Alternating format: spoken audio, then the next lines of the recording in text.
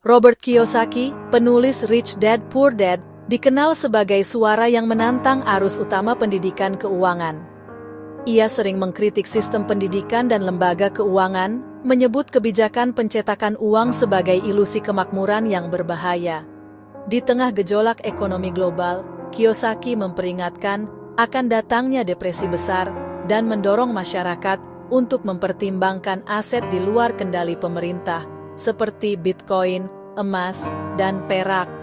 Gaya komunikasinya yang langsung membuat dia menjadi tokoh yang kontroversial, pahlawan bagi sebagian orang, dan penyelamat dari malapetaka keuangan bagi sebagian yang lain.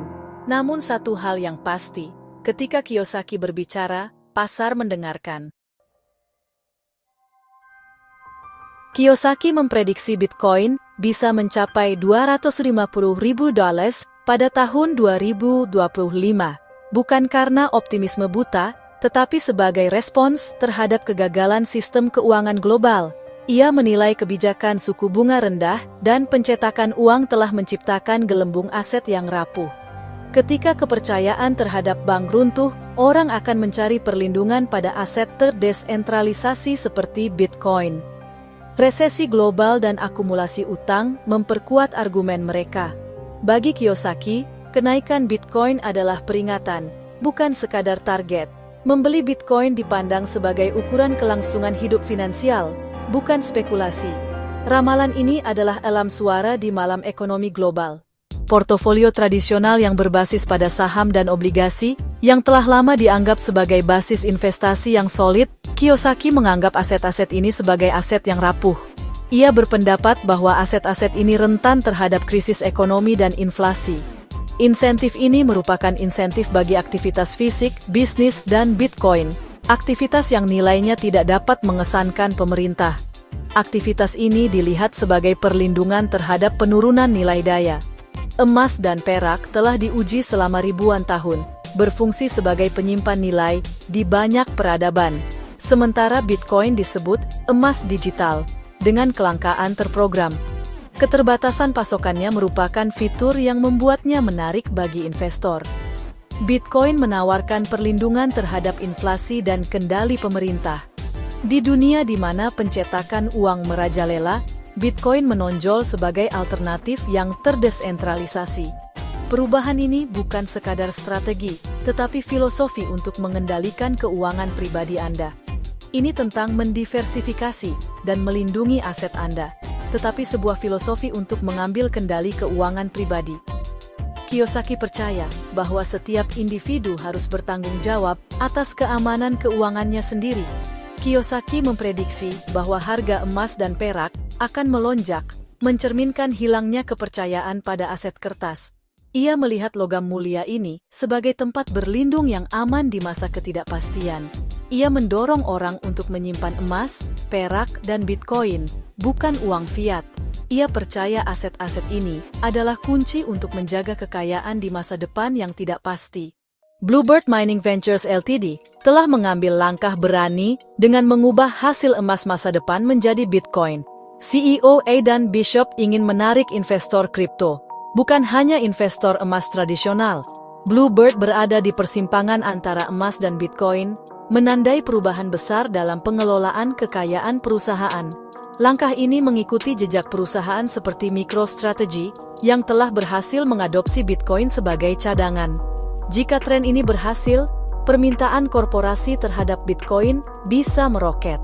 Bluebird menghubungkan aset fisik tertua dan terbaru, menciptakan jembatan simbolis dalam dunia keuangan.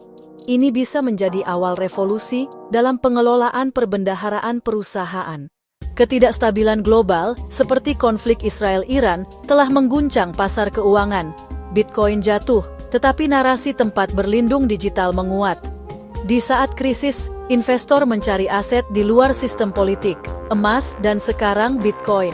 Bitcoin menawarkan kedaulatan finansial. Tidak dapat disita oleh pemerintah, mudah ditransfer antar negara. Setiap ketegangan geopolitik memperkuat kasus Bitcoin sebagai pelindung kekayaan. Investor sekarang melihat Bitcoin bukan sekadar spekulasi, tetapi sebagai polis asuransi terhadap kekacauan global. Semakin tidak pasti dunia, semakin kuat posisi Bitcoin. Bitcoin menjadi benteng pertahanan finansial era baru. Kiyosaki bukan satu-satunya yang optimis. Sentimen positif menyebar di pasar mata uang kripto, mencerminkan meningkatnya kepercayaan diri di antara investor dan pakar industri. Analis dan lembaga global juga memproyeksikan kenaikan signifikan dalam harga Bitcoin, menyoroti faktor ekonomi makro dan kemajuan teknologi yang mendorong minat terhadap aset digital. Pada bulan Mei 2025, Bitcoin mencapai rekor tertinggi $112.200, melampaui ekspektasi dan memperkuat posisinya sebagai aset digital terkemuka di dunia. Pada periode yang sama, kapitalisasi pasar mata uang kripto melampaui $2 triliun, menunjukkan percepatan pertumbuhan dan kematangan sektor ini. Masuknya Coinbase ke dalam S&P 500 menandai momen bersejarah yang melambangkan legitimasi aset digital dalam arus utama keuangan global dan menarik lebih banyak perhatian dari investor besar. ETF Bitcoin Spot (BIS) telah membuka pintu bagi modal institusional yang besar, memfasilitasi akses ke pasar kripto untuk dana pensiun, perusahaan asuransi, dan bank. BlackRock dan Fidelity, dua pengelola aset terbesar di dunia, kini menawarkan produk Bitcoin, memperkuat adopsi institusional, dan meningkatkan kredibilitas sektor tersebut. Siklus halving Bitcoin, yang mengurangi pasokan koin baru, secara historis diikuti oleh pasar yang menguat karena kelangkaan mendorong apresiasi harga. Banyak analis meyakini kita tengah berada di tengah siklus harga bullish yang kuat, dengan potensi tercapainya rekor tertinggi baru dan adopsi mata uang kripto yang lebih luas di tahun-tahun mendatang. Nilai Bitcoin didasarkan pada kelangkaan absolutnya, hanya 21 juta koin yang akan ada. Lebih dari 93% telah ditambang, sisanya akan dirilis perlahan hingga tahun 2040 melalui mekanisme halving. Permintaan terus tumbuh, dari investor retail hingga institusi dan korporasi. Hukum ekonomi sederhana, permintaan meningkat, penawaran tetap, harga naik. Kiyosaki menekankan bahwa bahkan 0001 BTC bisa sangat berharga di masa depan. Berbeda dengan uang fiat yang terus dicetak, Bitcoin menjadi lebih langka dan berharga. Inilah matematika sederhana di balik daya tarik Bitcoin. Kiyosaki memperingatkan tentang pisang kuning, istilah untuk investor pasif yang kehilangan peluang besar. Terinspirasi oleh Banana Zone, karya Raoul Pal, ia menyoroti fase pertumbuhan eksponensial aset kripto.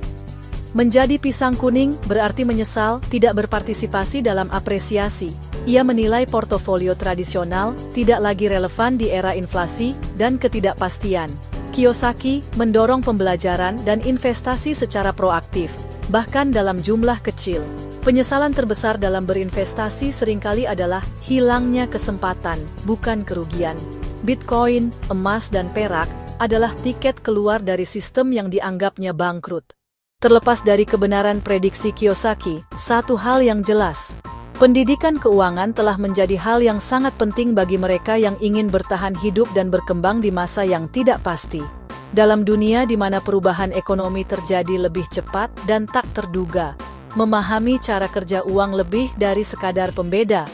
Ini adalah kebutuhan dasar. Mengandalkan saran konvensional saja tidak lagi cukup dalam ekonomi yang berubah setiap hari. Kita perlu melampaui akal sehat, mencari sumber informasi baru, dan beradaptasi dengan cepat terhadap perubahan pasar. Memahami konsep seperti inflasi, kelangkaan, risiko, dan diversifikasi sangat penting untuk mempertahankan portofolio yang solid dan tangguh. Ini berarti menganalisis peluang, mengidentifikasi ancaman, dan menyesuaikan strategi Anda kapanpun diperlukan. Pendidikan keuangan dimulai dengan membaca, menghadiri seminar, kursus online, dan terus-menerus menganalisis data pasar. Pembelajaran berkelanjutan adalah hal yang membedakan mereka yang sekadar bertahan hidup dari mereka yang benar-benar berkembang. Jangan terbawa oleh FOMO atau panik saat menghadapi volatilitas pasar.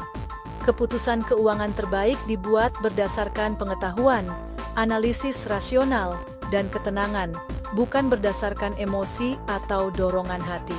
Masa depan ekonomi selalu menjadi misteri, tetapi semakin Anda mempersiapkan diri, semakin banyak alat yang Anda miliki untuk menghadapi skenario apapun. Pengetahuan adalah sekutu terbesar Anda dalam menghadapi ketidakpastian.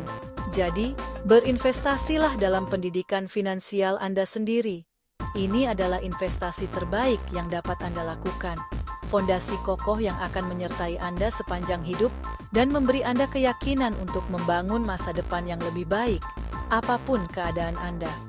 Oke, itu tadi pembahasan kita dalam video ini. Semoga bisa kasih insight baru buat kalian semua.